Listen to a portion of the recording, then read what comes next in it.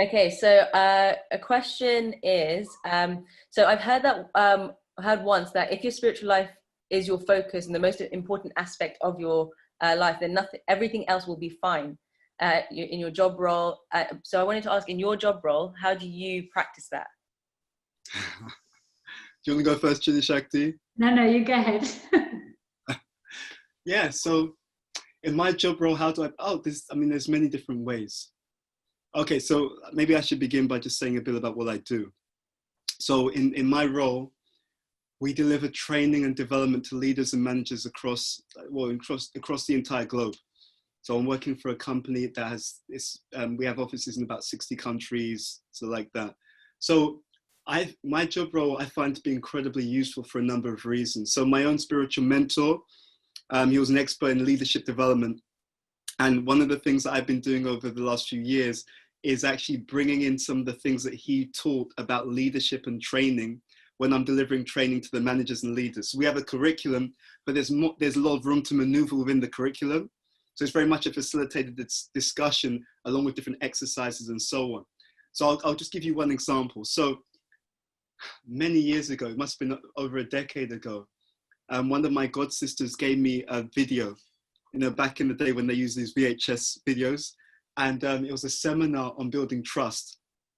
So in the seminar, Bhakti Tirtha Maharaj talks about 6 principles of building trust. And in literally most of the classes that I do at work, I also bring in those principles. And to be honest with you, it completely astounds everyone. Everyone's just completely impressed.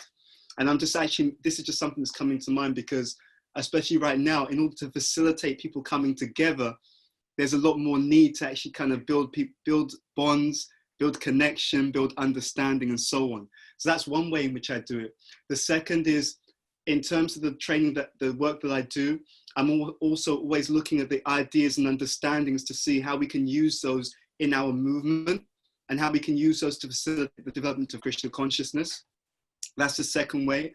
The third is, as I'm exploring, as we're teaching in the workplace, I'm always looking to see how does our teachings relate to what's being said, right? Because sometimes, and I'll give you a very simple example. We talk about engaging people according to their talents. So we use a psychometric called Gallup Strengths Finder, and it talks about personality types, what people's talents are, and so on. And in the workplace, one of the things that we talk about is how in an organization where you focus on what people are not good at and tell them, you need to improve in this area, engagement goes up by about 10 to 11%. But one of the things that we teach our managers is that when you as a manager understand what people's strengths are and engage them according to their strengths whenever possible, engagement from your team goes up by over 70%. And this is research that you can find it's been there for many, many decades. So I do a lot to connect while I'm teaching and learning in the workplace. I bring in different aspects of Krishna consciousness. And then we may give people something which is Krishna conscious, whether it's prasadam or other things. There's also some devotees who work in my company. So we'll get together and have discussions. And there's a whole range of different things. But those are some of the things that come top of mind. And then also, actually, I'll add one more thing. So last year, we went, with work, we went to South Africa and Dubai. So we were delivering some training there. So while I was there, I was also connecting with the devotees and did a whole range of different programs in both locations, which was a lot of fun. And of course, the company paid for it all. So those are just some things that come to mind. Citi Shakti, over to you. So thank you. So Yashwati, you were asking, because you said that your question, you started off with, we've heard that if we practice spiritual life, everything else becomes really good in our life. And how do we bring that into our work, etc. Right? Is that right? It's about putting the spirituality in the center of your life, and and then everything else will fall into place if you have it in the center. So then, how do you do it? Okay, so I just wanted to clarify what your question was. So there's 2 parts to my answer. One, I'm going to just, I guess, share similar things to Bhuta Bhavana that actually, regardless of what kind of work we're doing, there's lots of ways we can bring Krishna consciousness into the center. And depending on our various roles, some are going to be easier than others. So some of you might know that I'm a psychiatrist. So my day-to-day job requires diagnosing and treating mental health problems. And for me personally, and I just think as a service in general, as a job in general, it's a relatively easy way to bring Krishna consciousness and spirituality into the way I'm treating patients, the way I'm using psychological language to share a deeper understanding of who we are. Because ultimately, you know, when there's a disturbance in the mind, at the core of it, there's a disturbance in the self, in some sort of disturbance in our sense of identity, right? We're always fearing something, a loss of something, or not being able to gain something. And that's usually, you know, influenced by how much we hold on to our own sense of validation and identity with it. So Krishna consciousness is really easy and nice to bring in that perspective in terms of the whole treatment and diagnosis, connecting and serving with others, and getting them to understand a deeper sense of themselves. There's also the side of bringing, you know, communicating and understanding spirituality using ideas around and language of the mind. We know from Bhagavad Gita we have our gross body and senses, then the mind, then the intelligence, and then the soul. But the mind is literally like that pivot, that two-way bridge. So it sits in the center. So having a better understanding of what's going on in the mind can help us to also uncover and develop, you know, the deeper aspects of ourselves. So that's definitely there in terms of helping the patients, but also the academic world and professionals in terms of understanding that there's layers to ourselves.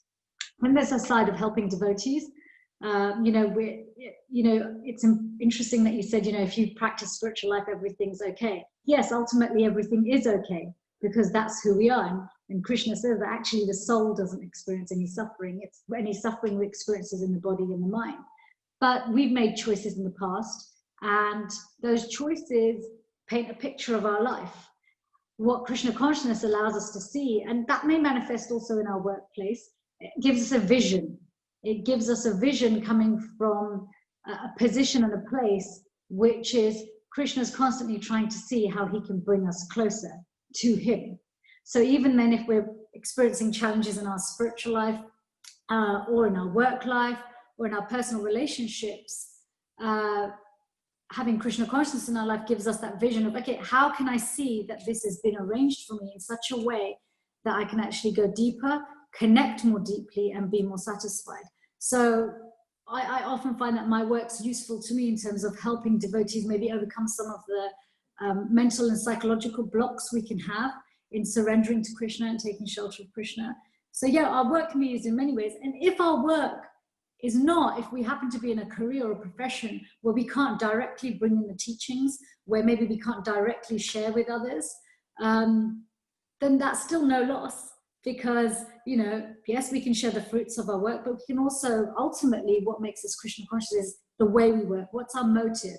What's our purpose? Why am I doing my service? You know, that's what Krishna explains to, that's the difference between Arjuna at the start of the Bhagavad Gita and by the end, is at the start, he's fighting for reasons of acquiring, you know, the fight's about to start because the kingdom's been unevenly distributed and who should be ruling it. By the time the Bhagavad Gita finishes, Arjun's fighting as an act of love for Krishna, which is very different. You know, nobody would say that fighting is a part of your sadhana, right? Right. So yeah, so motive, I think, and purpose, any of us can bring that into our workplace and transform ordinary work into service. That was perfect. Thank you, guys. And it was a really nice introduction to what you guys do as well. So thank you both. Hare Krishna, thank you for answering. There's a few more questions. There's a Nandini Shah. If you want to turn on your... Are they going to ask their questions themselves, or do they want them read out? Yeah, I think so. She hasn't mentioned it here, so I'm going to assume she wants it read out. Hare Krishna. Nani, are you there? Nandini Shah? No? Okay, I'm just going to read it out. Haribol? Oh. Haribol, sorry, that was my wife, but she'll ask the question. Sorry, we just swapped from Nandini's account to mine, so bear with us, sorry. Okay. Hare Krishna, I just wanted to ask the personality Kali, after he met Maharaj Parikshit and was told to reside in the 4 places where the 4 regs are broken, did he actually physically reside on the earth and have descendants and so forth? To be honest, I don't recall reading anything about that. So maybe Citi Shakti will have something on that. So are you referring to the first canto of Bhagavatam? Yeah. Okay, and you're asking if the personality of Kali started a family, or and Yeah, has did he physically reside on the earth and have descendants and progeny and so forth, or was it just the 4 places where the 4 regs are broken where he still resides today? Okay, I might not have understood your question properly. I'll try and answer it as best as I can. So Kali, you know, often we hear in Krishna consciousness that there's a personality behind everything. Okay, so Kali Yuga is the concept. We understand that the 4 legs of Dharma, 3 of those 4 legs in this period have essentially been, you know, destroyed. If we look at the you know, the bull or the cow of Dharma, 3 of those legs. So those 4 legs of Dharma, the 4 legs of that keep society up in such a way that we can be both happy here, but also ultimately reestablish our relationship with Krishna. Our 4 legs are of mercy, austerity, cleanliness, and tolerance. Is that right? Bhuta Bhavana? I think those are the 4. And so our principles of freedom represent those 4 legs. So we understand that in Kali Yuga, this the 4 regulative principles that we have, you know, in terms of regulating our diet, so it's as harmless as possible, you know, no meat eating, fish or eggs, abstaining from intoxicants, and not gambling, and also, you know, engaging in sexual activity in an appropriate, healthy, and Krishna conscious way. So when we're looking at gambling, that's related to truthfulness and honesty. So that leg remains through Kali Yuga. And by gambling, we don't just mean the financial gambling. We're also talking about lying and cheating. So Kali is the age of quarrel and hypocrisy. So when we're talking about Kali, as there's the Kali Yuga of qualities, and then there's the personification or the personality.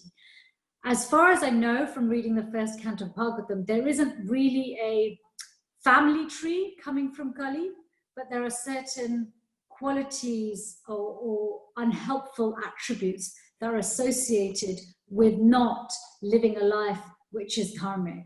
So, for example, abstaining from eating meat and having a plant-based diet cultivates mercifulness within us and makes us more kind, which is a natural quality of the soul. So equally, not gambling cultivates truthfulness and honesty. So in terms of your question, in terms of did Kali give rise to any descendants, and where are they? That's not specifically described in Srimad Bhagavatam, unless Bhuta Bhavana, you have anything to add to that? No, I don't recall reading anything about a line of descendants from Kali. I don't recall that, but that could be just my memory, but I don't recall reading anything on that. Okay. Is that okay, Nandini? Did you have anything off the back of that? Or did we understand your question correctly? Yeah, thank you. That's good. Krishna, thank you for answering. The next question is by Sharina. I think she messaged me privately, so I'm assuming she's going to speak as well. Do you want to unmute and ask? Hi, Hare Krishna. So I just wanted to ask about the difference between doing right and doing wrong. How can you distinguish between something that's right to me might be wrong to someone else? Yeah, that's my question. Okay, do you want to go first? Well, I answered the last question first. You go first on this one. No, you didn't really answer it, but I'll go first anyway. But yeah, so there's different ways you can look at it, but the basic way would be you would do what's in line with Guru Sadhu Shastra, and that would give you a lot of room to maneuver. Because if you're trying to do something and to please Krishna, so the motive is correct, and it's within Guru Sadhu Shastra, you're generally in good shape. Yeah, but that will definitely make you progressive in your spiritual life. I was listening to something this morning, and it was saying that sinful ultimately means that which is done, but without the connection to Krishna, without the desire to please Krishna. So that would be a very, very broad definition of it. Now, if you want to bring it down to the kind of, if you want to bring it down to like the very kind of minute detail, then you think about the principle that's given in the Shastra. We accept what's favorable and we reject what's unfavorable. Now, for that has some nuance to it, because there's two things to think about. We have different stages on our journey, right? So I think back to when I first came to Krishna consciousness as a youth, there was just lots of playing, lots of being in devotional service, having fun in devotional service, actually, wonderful projects, association, and so on. And then as I'm older, then it may be more around taking more responsibility, et cetera, et cetera. So one factor about what's favorable and unfavorable, it can slightly change as we go on the journey. And it can also be slightly different according to the individual themselves, right? And what we need in order to remain enthusiastic. So when we go into the detail of it, that's often good to kind of bounce off people who've been on the journey for a bit longer than we have as well. Okay, so some things are very obvious. So 4 regulative principles, no intoxication, etc., eating in a healthy way, having a healthy lifestyle, decisions which are more in the mode of goodness. So they're good for you now, and they're good for you even long term as well.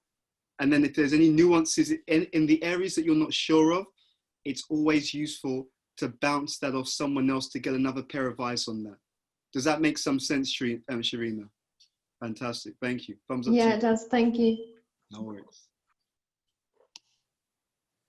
Shakti, do you want to add anything to that?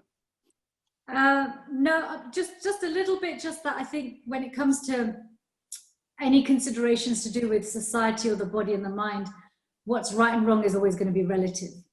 So Bhuta Bhavana's answer that we should go according to Sadhu and Shastra is actually perfect, because the secondary things, they are secondary, but they're important to the degree that they support the primary, right? So there's going to be some things which are going to change according to time, place, and circumstance.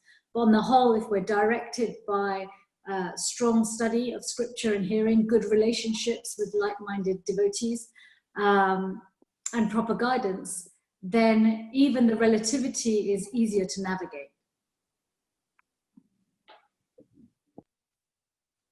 So hopefully that adds something. Okay, so should we take the next? Is that okay?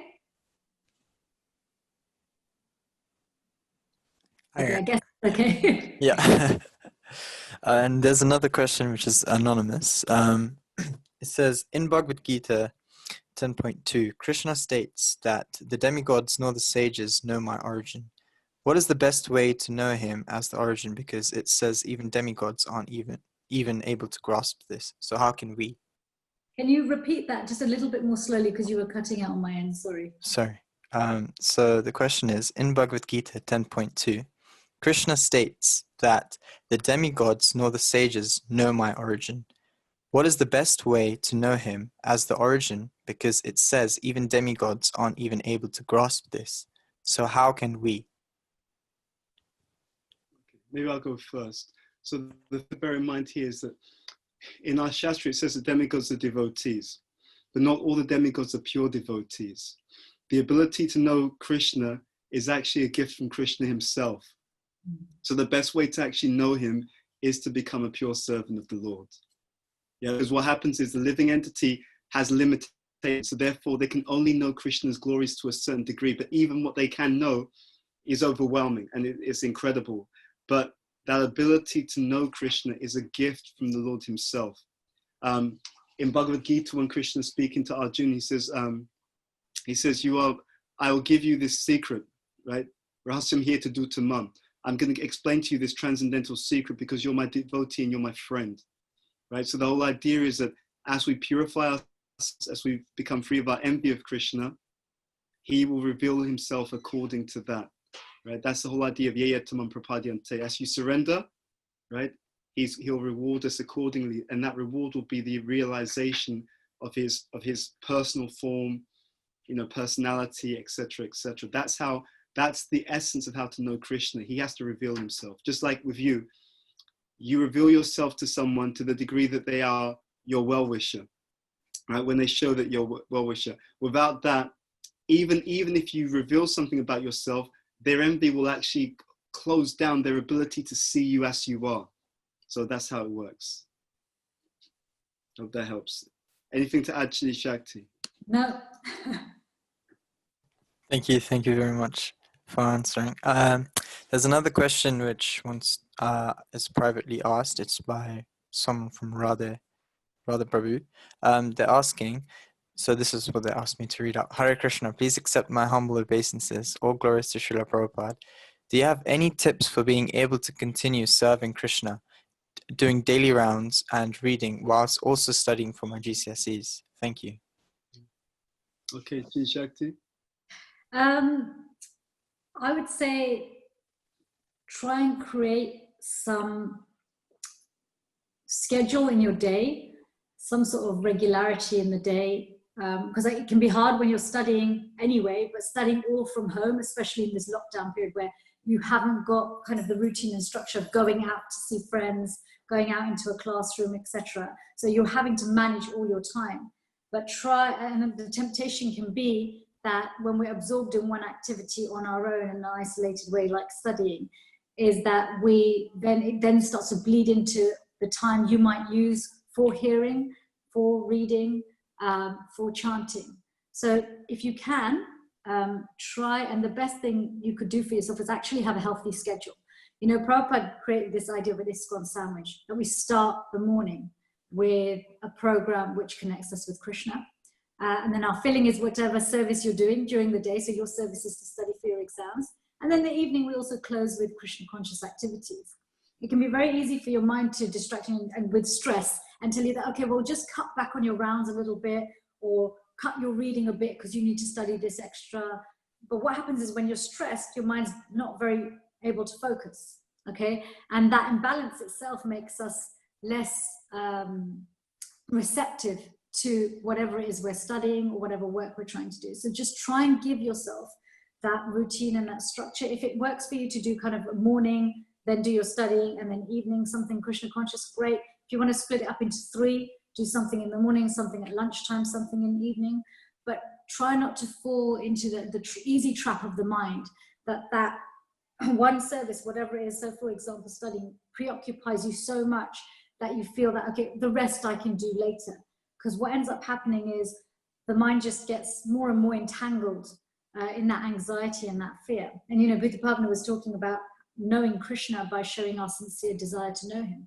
Your study can help you to know Krishna, but also developing that vision to see him through the chanting and the reading is important, because it'll help you to put what those exams, what that studying means to you, not just now, but in the future, it'll put it into perspective.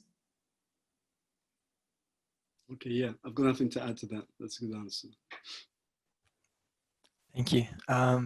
There's another question which is anonymous. So they're asking, what do you think about the efforts we put into book distribution, even though some may say it's not the most effective way of preaching and staying in touch with people you've preached to? Yeah, that's it. Okay. Do you want me to answer that, or? Yeah, go ahead. Okay. Yeah, so when I read that question, the first thing that came to mind was that the book distribution is not just about the book distribution.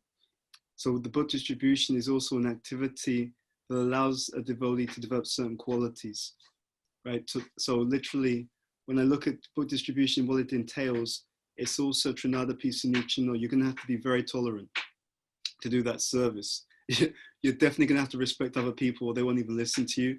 And you have to be ready that people are not going to respect you at all, right? Some people just walk by. So there's two sides to it. My understanding of how Prabhupada instituted the strategy was that it would simultaneously spread the teachings. It would also help to specifically bring the devotees through in terms of developing certain qualities. But there was something else. Yeah, that was it. There'll be something in that activity where it grounds the devotee. Because if we have to develop a sense of humility to progress, then one of the easiest ways is to put yourself in a situation which will demand humility for you to do it successfully. And so the book distribution is one side. But having said all of that, it's not an exclusive thing. It's not book distribution or something else. It's book distribution and other things. And even, to be honest, book distribution can be done in a number of ways. I know many people, they'll do book distribution amongst their friends, family, maybe even work colleagues. So the point is, everything has to be done, and we have to see what's my role in that particular chain. So I may be the one giving the book. I may be, in some cases, the one also doing the follow-up, or someone else is doing the follow-up.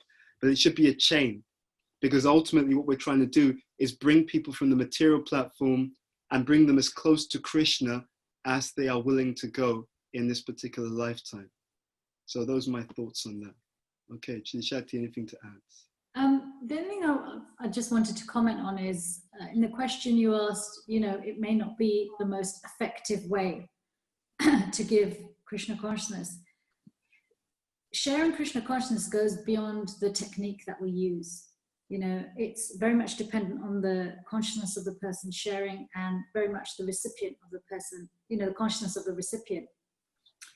And, one of the reasons that book distribution is so important is because the books are Krishna's words.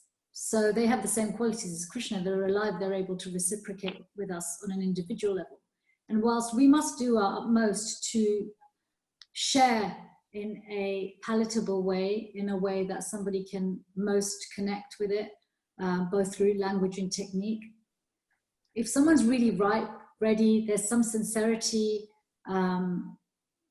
or some appetite even, just coming into contact with the books actually has, because it's like coming into contact with Krishna directly, it has a profound impact on that particular individual. And we never know what somebody is going to be receptive to at what point. One of my godbrothers, he shared with us that actually he was distributed one of Srila Prabhupada's small books, I believe it was Sri Shapanishad. And he said for the first couple of years that he had the book, he used to use it as a seat on the train. I'm not suggesting that's what we should do. He said he used it as a seat on the train. And he sat on it. And he said one day he decided to read it. This devotee is very, very advanced, very exalted, humble, hardworking soul. Such a huge transformation. So whilst we may not necessarily, I totally agree with Bhuta Bhavana Prabhu that we should see what our role is and where we feel we can serve most. But I think we also need to understand that it's not always about technique, giving Krishna consciousness. And it may not seem like the most modern way to distribute books or the most technologically advanced, but that message gets through where there's receptivity and also purity of purpose in the distributor. Thank you very much. There's another question, which is from Neha Mataji. She's asking, sometimes we can often see spiritual life as just something fun, but when we see that there is a deeper side to it, we can feel a little nervous about wanting to take it seriously. How can we overcome this? Okay, should I go first, or you want to go first? Go ahead. Okay. So we can see Krishna consciousness as fun. We see a deeper side, and we may feel some nervousness about going deeper. How do we overcome that? The most important thing in spiritual life is association. So it's not one or the other. It's, to be honest with you, if it's done nicely, it will always be an adventure. Krishna consciousness will always be an adventure, and it'll be it'll be magical. So the thing is to do it in the association of devotees who have both elements of Krishna consciousness in their life. So they're sincere and serious devotees, and serious here means serious about making progress in their Krishna consciousness. And you'll find that they have a taste. For someone to be in practicing Krishna consciousness for a long period of time, it's not possible unless you're getting some kind of positive experience from it. So I would say that those two things, be in the association of devotees who have that same experience. And then the other thing is, just to really remember, it's not one or the other. Krishna consciousness is like a love affair, right? So if you have a loving relationship, it is fun. And at the same time, it is a very important and significant thing. And actually the two things help to reinforce the other. So the fact that it's fun helps you to take it seriously, take it significantly. And the fact that you take it seriously means you gain more relish from it. Okay, so the two things come together, actually. Okay, Citi Shakti. This idea of fun, it varies for different people. Well, how we derive our fun also changes. So kind of echoing what Bhuta Bhavana was saying about how actually, you know, even relationships, they're fun in the beginning, there's a joy. And what does fun mean? That we're enjoying something, there's some pleasure gained from it. So the pleasure is always there in Krishna consciousness, it's just the source of that pleasure changes. So I think rather than, it can be unhelpful to us to have a fear that if I go deeper, things are going to be less relishable or less enjoyable. Actually, they always will be progressively, ever increasingly, provided, like Bhuta Bhavana said, we have good association. We have examples of those devotees who have been practicing for a long time and are still relishing, but also this understanding that the taste comes from somewhere else. It's not necessarily, and the enjoyment and the fun factor and the experience of it comes not just externally, because that's true of everything. That's true of anything that we invest our time and energy into. The enjoyment comes from different things depending on which part of the journey you're on. So don't be scared. Thank you very much for answering.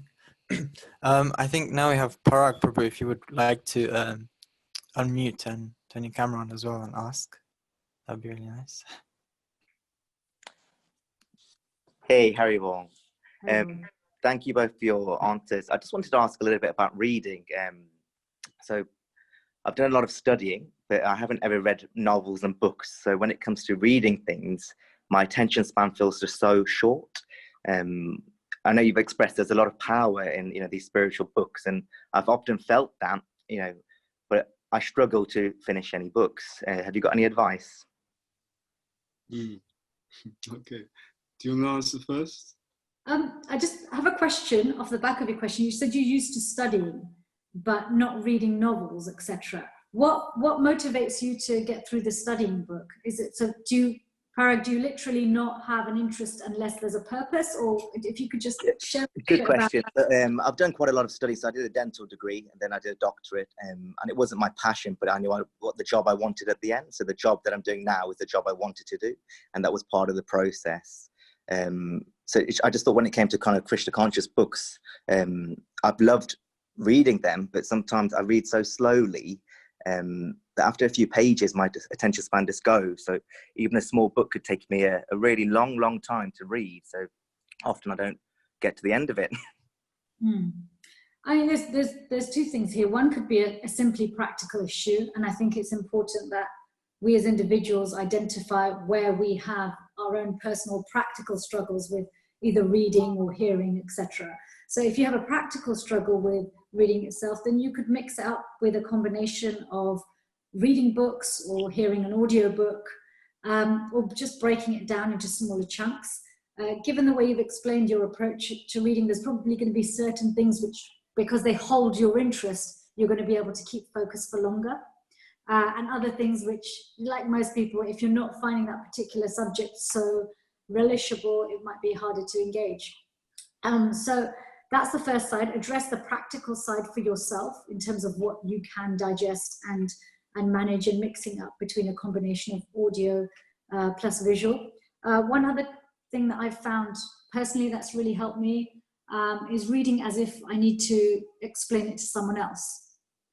So that's a really good way of optimizing our understanding, serving other people, and also keeping our focus on what we're reading. And also encourages us to share. So you could try that read in such a way as if you're about to explain it to someone else. And the other thing is, as the other supporting activities of Krishna consciousness, like associating with others, like doing service, and primarily actually chanting. As our chanting gets better, more sincere, more regular, then actually our reading improves, because all of these activities, much like we were talking about the book distribution, they're beyond just the restrictions that our body and mind might place on us. They're ultimately driven by our sincerity to know Krishna. So having the understanding by which to come to Krishna doesn't really come from how many books we read or how quickly we read them. Ultimately comes from how much we want to know him and how much we surrender. And our japa, chanting, it fuels our receptivity to what we read. It fuels the way we engage and connect with those words, because they're not words of an ordinary person or just English language. They're beyond just the limitations of our own intellect.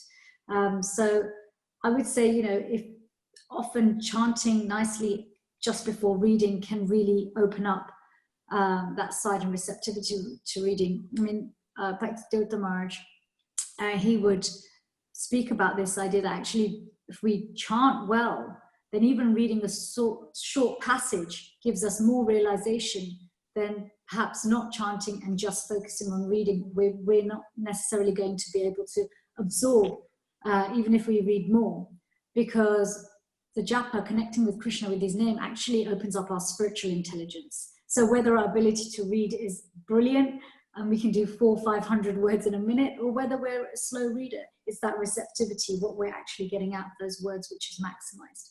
So hopefully that helps. Bhuta Bhavana, do you want to add anything? No, I think that's a good answer. Thank you very much. Hare Krishna, thank you. There's another question which is on Facebook. It was from Ravi Prabhu. It's he's asking, sometimes he feels like he's fed up with spirituality. Is he missing something? Bhuta Bhavana Prabhu, yeah, he's asking you Bhuta Bhavana Prabhu directly. Could you repeat the question? Sometimes. Good, I was going to pass that one to you anyway. So it's my question is, sometimes I feel like I'm fed up with spirituality. Am I missing something? Yeah, the thing is, you have to ask yourself why. Why do you feel that way? So is it because we're not engaging in the practice properly in good association? Is it because we made some kind of offense? Is it because we don't really understand why we're practicing and what the goal is? So I think the first question, he has to really introspect, and maybe through association of those who are also devotees who are around him, trying to understand, why do you feel that way? Because it's unlikely that he always feels that way. So when are you feeling that way, and what's happening in your life at that time where you feel that way? When are you feeling more enthusiastic? And that's why generally, especially with questions like that, it requires some guidance. You see, so we can be on a platform to answer these questions, but there could be a whole range of different reasons that sit beneath that. So I think along with his introspection, I would suggest that he should have a conversation with some of the devotees who've been practicing a bit longer than he has, who are a bit more mature, and then together try to understand what's behind that lack of enthusiasm, and then to address the root cause.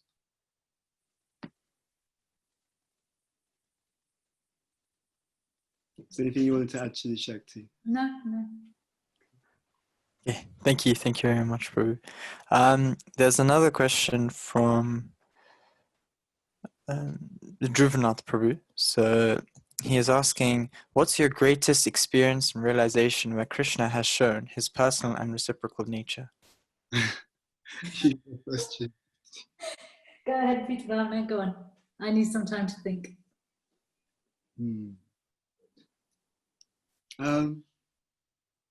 So can you repeat the question, please? Sorry. So the question is, what's your greatest experience and realization where Krishna has shown his personal and reciprocal nature?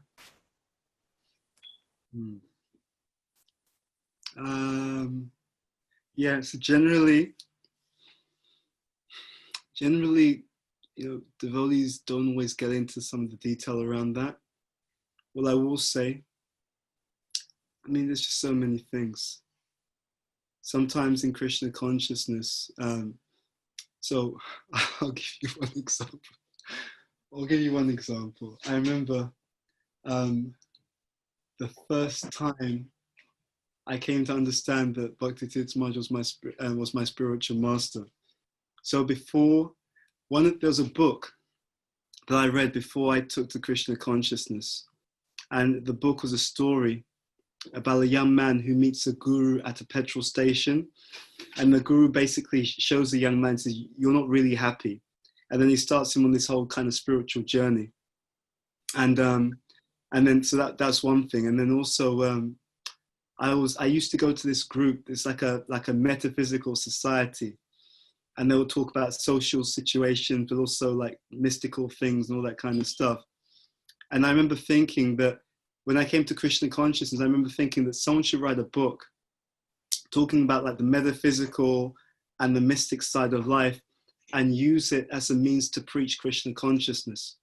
And then when I took my friend Vasudev, we came to the Sunday feast at the temple in London. And then the book on the shelf was Spiritual Warrior 1. And I actually said to him, I said, someone's stolen my idea. And actually, the other thing is I was reading a book before I became a devotee. It was by a humanist. If I remember the title correctly, it's called The Art of Loving. The author's name is Eric Fromm. And in the book, he talks about different types of pseudo-love, right? Like, well, not real love, unreal love. And then, so he's distinguishing between what real love is and what is false love. And I remember thinking that someone should write a book talking about relationships and love and using that to preach Krishna consciousness. And then Spiritual Warrior 2, was on that topic. And then that happened for a few books. And I remember writing to my spiritual master and I was just sharing with him that it seems to me that there's some kind of connection like that. So I'll just share that as one example. Citi Shakti, anything on your side? It's so funny and nice that you shared that, because I was going to share something really similar and say some similar things. It's we don't normally share kind of the things that are in response to the question you asked, but I guess speaking about how the spiritual master manifests in our life is a really nice way to reflect on Krishna reciprocating. I had also a similar experience to Bhuta Bhavana when I first came to Krishna consciousness. It was more around the topics in Spiritual Warrior 2. But I think for me, when the time at which Tirtha Maharaj manifested in my life and how I recognized that to be Krishna's beautiful reciprocation with me, was that, we often hear that Krishna knows what we need, and it's not just about what we want. And I had for a long time, probably since I was a child, felt very strongly like I had a purpose.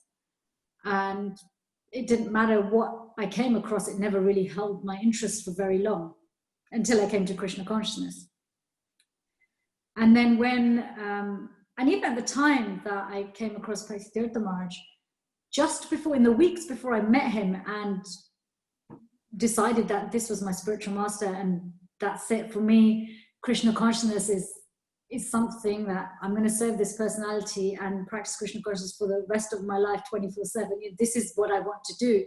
Even the weeks before I met him, I wasn't aware that I was really seeking a guru, really seeking that guidance. I just knew I loved Krishna consciousness and that's it. I want to do this forever. I was, somebody mentioned this idea of fun. I was having fun in Krishna consciousness. Young student, lots of nice prasad, dancing, nice young people, especially in PS. It was great. But the fact that literally within a few weeks, a person like Tirtha Maharaj, who actually very immediately I felt a very, very strong connection with, and I felt like this is my guru, I really felt that this is Krishna looking out for me, because I didn't know I needed this, but you did, and you sent him despite my own attachments to just having fun. And allowed me to kind of accelerate my connection. So Krishna's always active and always reciprocating. But yeah, thank you. That was a nice question. Thank you for answering so nicely. Thank you so much. There's another few questions. So sorry, let me just quickly find them. So there's a question which is also anonymous. Why is Krishna blue/black? Okay, shall I answer that? Yeah, go ahead. So I remember hearing this in the class at the manual. that complexion is a complexion which is most attractive to the gopis. actually. So that's one of the reasons given by the previous acharyas as to the complexion of Krishna's body. So yeah. Shri Shakti, anything to add?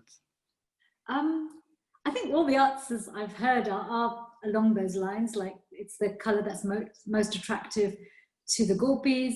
I've also heard from previous acharyas and in other classes that this is Krishna's choice.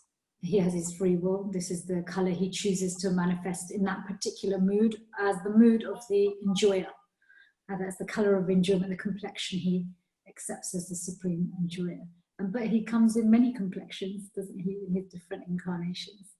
So yeah, it's a simple question and a simple answer, but ultimately we'll never know until you meet him face to face.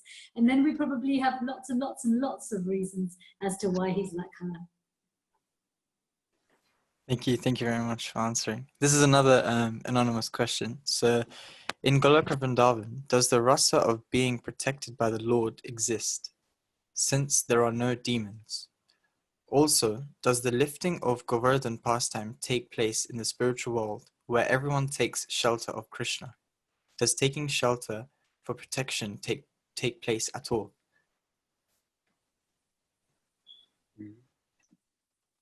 Do you want to begin, Shri Shakti? I'm thinking through. Yeah, I can say a few things. So yes, in Goloka Vrindavan, there aren't demons per se, as we have in Bhumi Vrindavan Leela, where the demons represent different anarthas and different qualities that can inhibit our spiritual life. But those kind of personas or personalities can exist without having a demonic or an attitude towards Krishna where they're against him. But the idea that is there Krishna protecting us? Yes, that's there. And we have 5 flavors of loving relationship with Krishna. There's neutrality, servitude, friendship, parental, and conjugal love. And if you look at friendship, parental, and conjugal love, if you look at personal relationships, just even if you compare them to here, there is always some element of protecting the beloved. Either Krishna is protecting us or we're protecting him. But it's not necessarily from fearsome demons. It's not necessarily for preservation of life, although that depends on what role you play. Like we hear about Madhusha. She worries so much about Krishna's soft, butter-like feet getting pricked by pebbles or thorns in the forest. Whereas the rocks, even the rocks in Vrindavan, they melt when Krishna steps on them so that he doesn't feel any pain. So there's even a protection coming from the rocks. That mood of protection is also there, whatever comes of service. But they manifest differently in different relationships. I'm going to get some water. Bhuta Bhavana Prabhu, could you take over? No worries, no worries. So in Krishna book, there's a pastime of the cowherd bird. I think it's Agasura, where they're walking into the mouth of the snake. I think it's Agasura. Anyway, but they're very comfortable doing so because they said the thing that Krishna will be, he'll give us shelter, will be okay. That's the first thing. Secondly, the Acharya is right that there's what's called Nitya Leela and Naimitika. So Nitya Leela are those pastimes which are taking place in the spiritual world. And then we have what they call the Naimitika Leela, which are the occasional pastimes. So in Boma Vrindavan, there are certain pastimes that take place on earth that do not take place in the spiritual world. Okay? So these are like what they call Naimitika Leela, the occasional pastimes. So for example, in the spiritual world, Krishna is eternally a certain age. So the Damodar Leela, this is Boma Leela. But what happens in the spiritual world is even though those pastimes don't take place in the spiritual world, they have the remembrance as if they did. Okay? So anyway, I think those are just a few comments on that whole point of protection. So the mood of protection it's not the prominent mood though. See? So in the different rasas, the parental ras is where the parents feel that protective mood towards Krishna. Okay? And then the friendship, there's that sense of equality or fraternity, etc., etc. So those are just some comments on that particular point. Thank you. Thank you so much for answering. There's another question from Shriya Mathji. She's asking how to do your service in Krishna consciousness selflessly. Like, what she does is kirtan. So how can her kirtan be sincere for Krishna? You want to go first, Citi Shakti? No, you go ahead. I'm still recovering. How to do your service selflessly? Well, the thing is, so selfless starts with motive and then expands outwards. What Krishna does often is, if you try to do your service selflessly for him, seeing that your intention is to be selfless, he'll help you to go in that direction. And one of the things that he often shows the devotee is that the more you act selflessly, the happier you'll be, because it's the constitutional position. So what comes to mind is the statement in the Bhagavatam, ahoy tukiya pratiyata yayatma suprasidati. Devotional service should be unmotivated and uninterrupted, and in yayatma suprasidati, in order to completely satisfy the self. So what happens is that the more a devotee engages in devotional service without ulterior motive, actually the more fulfilled they will be, you see? And when the devotional service is done with a more kind of self-centered purpose, actually the person derives less fulfillment from those activities. So if you notice and reflect on the times where you were able to act more selflessly, you will see that actually you gained more in Krishna consciousness, and you were actually happier, and you were also spiritually much stronger. You know, and it's also Krishna's way of inducing that mood in us by showing us, if you act for me selflessly, the experience of it is far superior than having your own plan. But in another sense, ultimately it boils down to faith, because in the material world we don't necessarily have faith in others. So we think that if I do what this person tells me, I will miss out. But the whole idea of Krishna consciousness is that you practice doing something for Krishna, and you see consistently how he reciprocates and looks after you. And you come to understand that if you do what he says, in the way that he says it, he never lets you down. So it's a practice, right? So if I try to serve sincerely, but the one thing I'll call out as a caveat here is it should be done wisely. I've seen many devotees in Krishna consciousness who thought they were being sincere, but they were being kind of like reckless.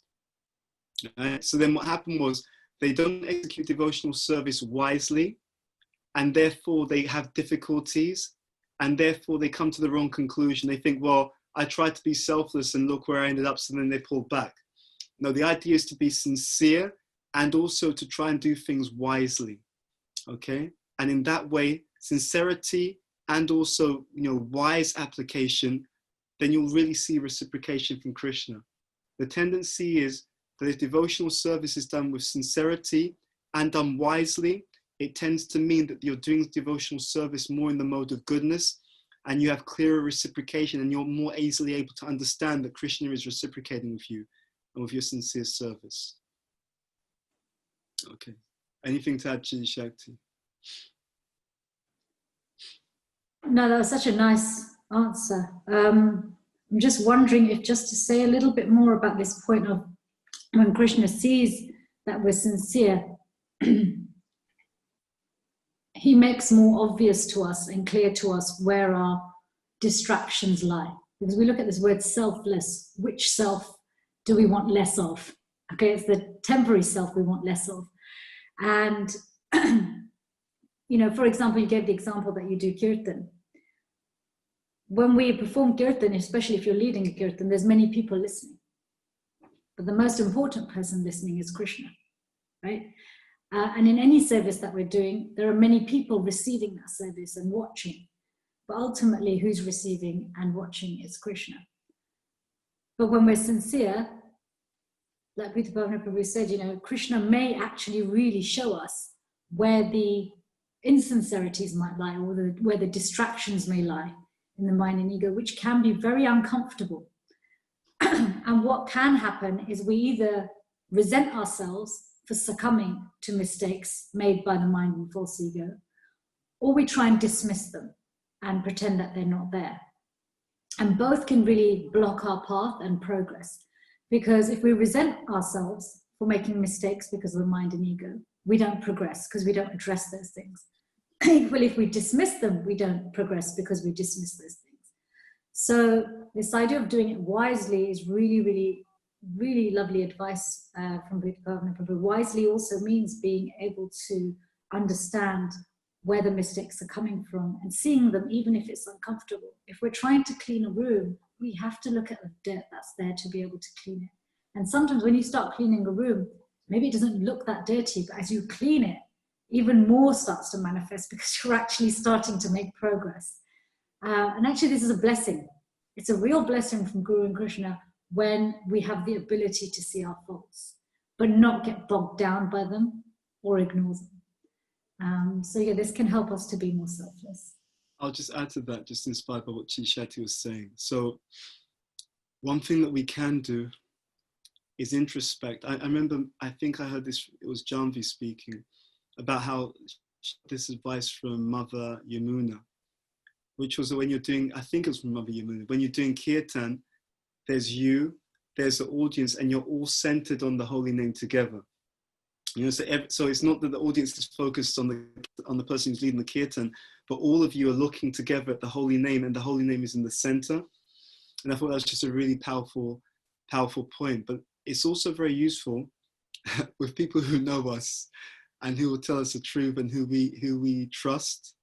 And that's why relationships are so important. We can go to them and just say, you know, what do you think? What do you think I'm doing well? What do you think I need to work on or improve? And it's really beautiful when you have close relationships where you can be really honest and open, because then you can be really honest and open about both the positive things and those things which are not so positive in the heart. But you have to do that with devotees who are mature, you know, and who are not going to take advantage of that, but who are just going to encourage you and acknowledge you and kind of at the same time lovingly help you to move forward.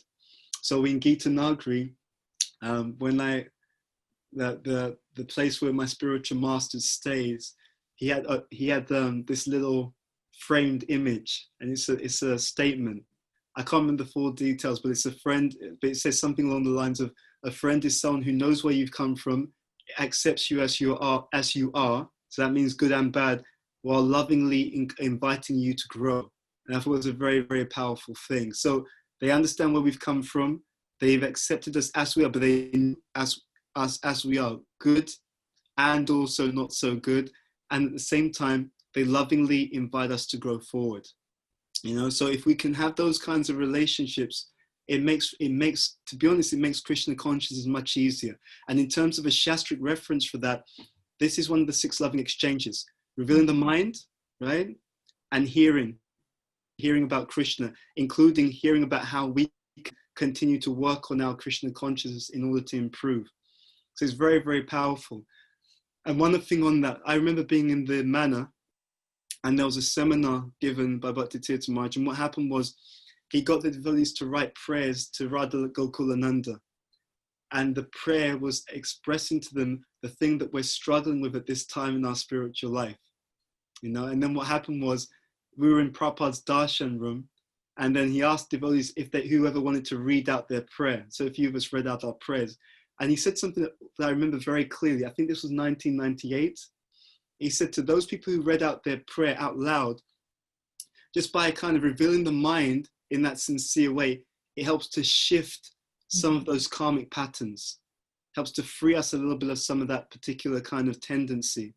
You know, so it's a very, very powerful process, but it works also on the basis of humility, on the basis of being very honest with ourselves, very honest in good association. And in that way, we're accepted as we are, so we're held. We're held by that kind of acknowledgement and acceptance, but we're also lovingly encouraged, yes, let's improve. So yeah, just thought I'd share that as well. Thank you very much. I think we don't have that much time. We only have time for one more question. It's anonymous, and it's if you don't mind sharing. Sorry, the session not till 4:30. I thought it was till 4:30. No. No, 4 o'clock. 4 o'clock. Okay. Yep. So the question was, if you don't mind sharing, what drew you to becoming disciples of His Holiness Bhakti Tirtha Swami, and what are the most important lessons you've learned from him? Okay, you should go first, Citi Shakti.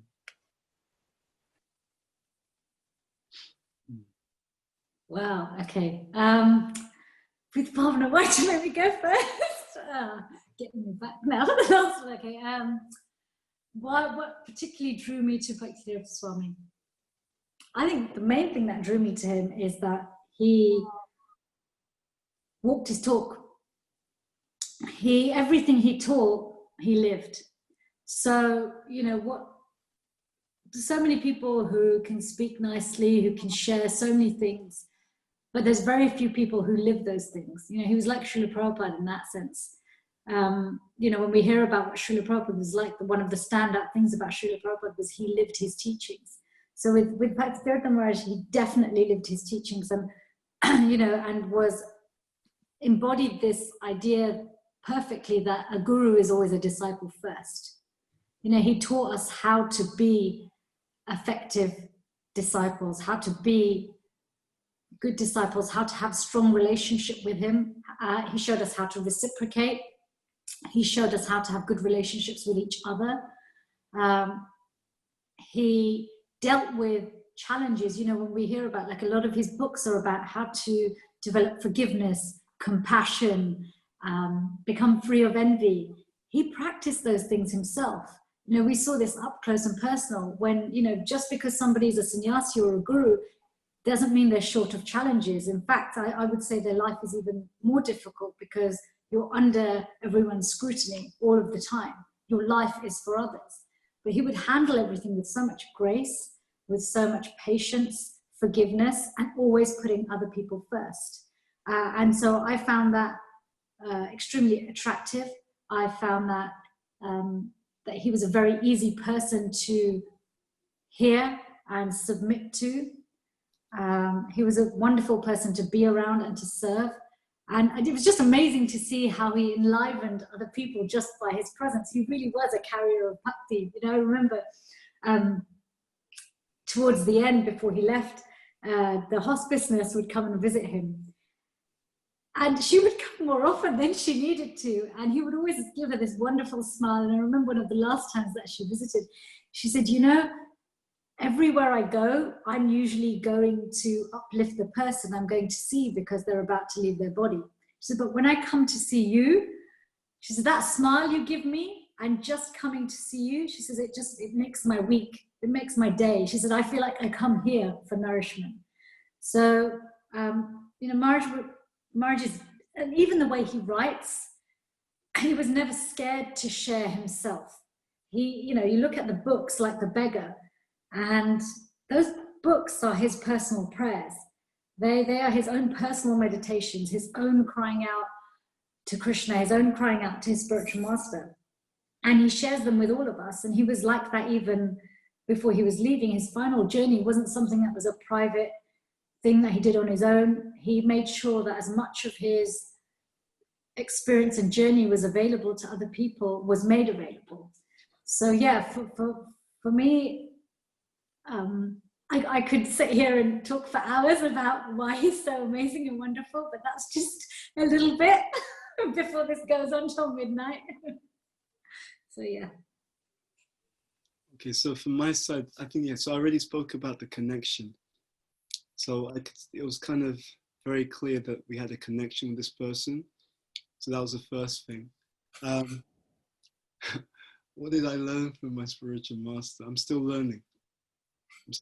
Every day we're learning so many things. Yeah, just how powerful Krishna consciousness is, how dynamic Krishna consciousness is, how devotees should be compassionate. I wrote to him once.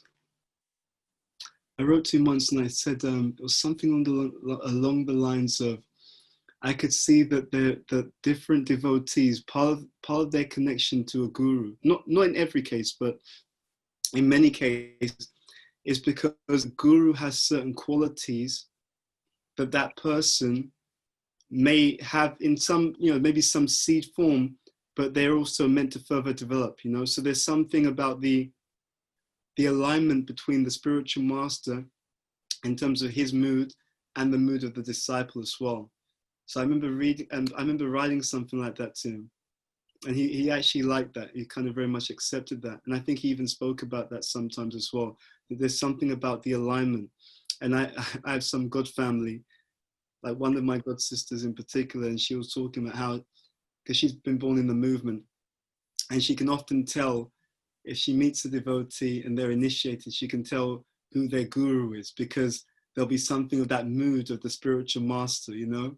So yeah, that, especially if the disciple takes on that particular flavor. I think Samaraj was talking about this in something that he wrote or a class that he gave.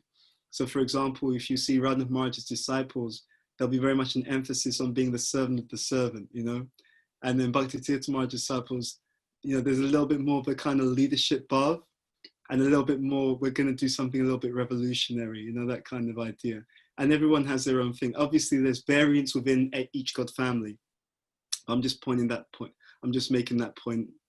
Yeah, so I could, the signs were there that we had an internal connection.